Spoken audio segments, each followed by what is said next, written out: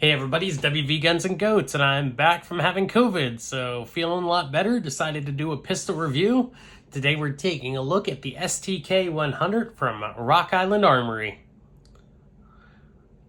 Now this is a 17 round plus one 9mm double stack handgun. Total 18 rounds. And what's really nice about this is it is compatible with Glock magazines. And the second biggest change on this pistol is that it is an all aluminum frame. So as compared to a lot of the Glock copies on the market, this has a nice metal frame, a metal trigger. It's got some extra weight to it, but it's still compatible with a lot of extra parts and magazines that are cheap and easy to get. It's also priced well at around $500 for this pistol. If you are been holding off because you don't like Glocks because of the polymer frame, even though they've been out there for multiple decades now, well, maybe this is for you. It also sets it into a different class of striker-fired handguns, all metal ones, where basically I think the SIG P320 metal frame and that Walther match pistol are two of the only other striker-fired guns out there that have metal frames, and they are a lot more expensive than this pistol is. We're going to go top to bottom and take a look at this pistol. We've got an optics plate here. This is cut for the Vortex mini red dot sights. However, the rear sight is made into this plate. So if you decide to run a red dot on it, you're going to lose the ability to use iron sights. Maybe that is something that they could change in a second generation. We have a lightning cut on top of the slide, as well as 3 on either side here. Got some pretty grippy front serrations there.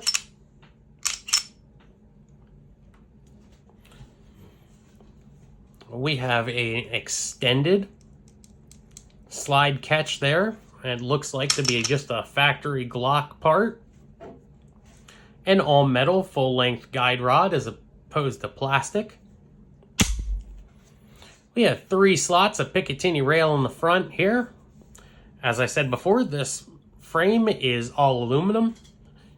These panels here look like they're stuck on, but they're actually machined onto the frame, and they're not super aggressive tear your hands up wise, but they're very grippy, as well as front strap and rear strap cuts for grip. As we flip it over here, we'll see the mag well. Now, something I think they could have did easily was bevel this magazine well. And that's because the way this frame is made, and this is one of the reasons that they've been able to keep the price down on this gun, is that this frame is manufactured in 2 halves. And you have 1, 2, 3, 4, 5, 6 screws that hold it together. So you may want to check those every 500 or so rounds. I'm not sure if they use Loctite on them or not, but because they manufacture this in 2 halves, it cuts down on the machining needed to cut the magazine well as the features on the inside of the frame. So I think that's one way that they were able to keep this gun right around $500. Now we have the STK magazine easily in there. Ejects right out. I have a Glock magazine here, and you can see Glock. See if it sits in there. Boom, right in, latches.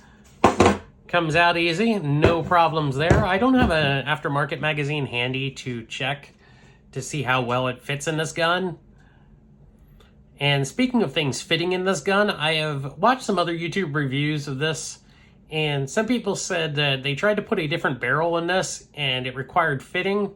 However, there are so many Glock barrels out there, your mileage may vary. You may find one that drops right into this gun. And another difference, another proprietary part to this gun is the magazine catch and these 2 pins, the locking block and the trigger pin. Those are proprietary to this gun, but I've heard Rock Island say that most other parts should be compatible with this firearm.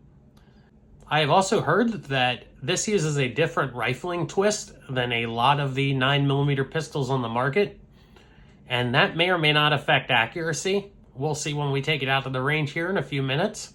But if you're looking for something different, but you still want a striker-fired handgun, but you wish you had one that was all metal, you might want to look at picking one of these up. All right, first up, we got 5 rounds, ZQI 124 grain, 9mm.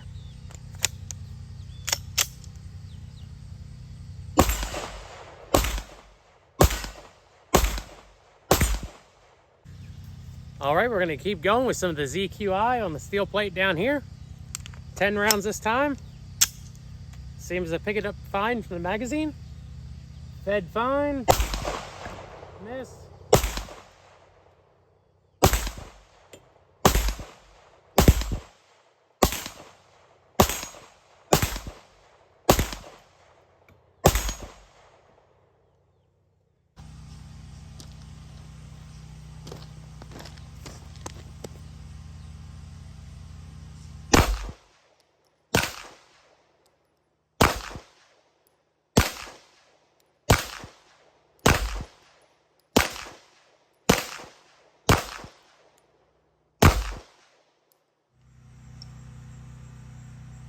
All right, so here we have our up close of our group, 10 rounds on the IDPA target from the STK100 with the ZQI 9mm, 124 grain NATO spec.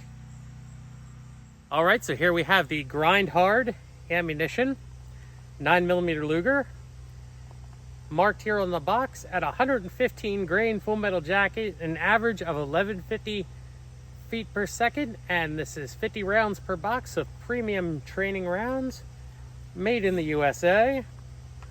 So this is most likely remanufactured ammo.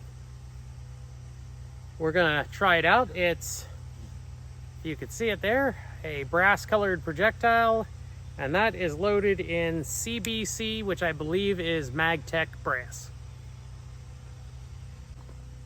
Come on, goats! All right, so I've never shot any of the ammunition from this company before, so it'll be interesting to find out how well this works.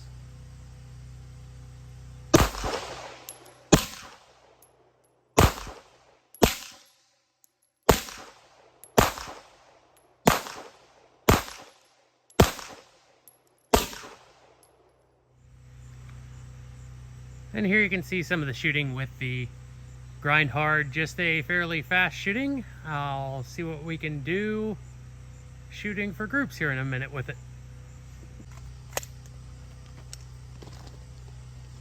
Let's see if we can get a nice group here. Right dead center.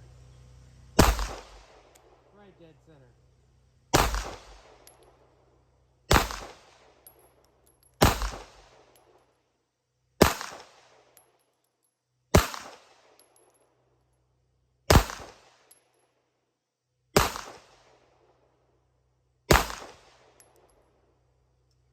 Oh, that was a hot one there. All right, so there were 10 rounds right there. So if you do your part, the gun will do it. So we still had 2 flyers out there to the right, but 8 rounds are dead center on that target. Up, we got the Blazer, 115 grain.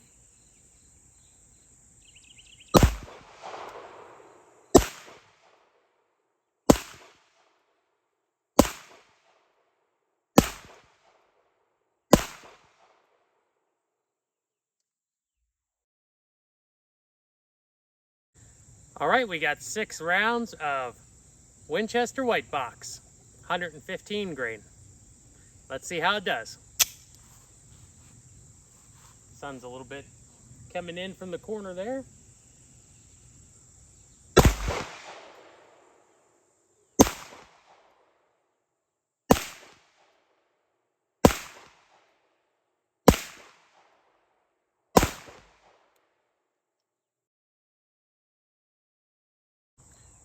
All right, we got 4 rounds of Winchester White Box, 115 grain. Let's see how it does. Still got the, there we go, we're out of the sun.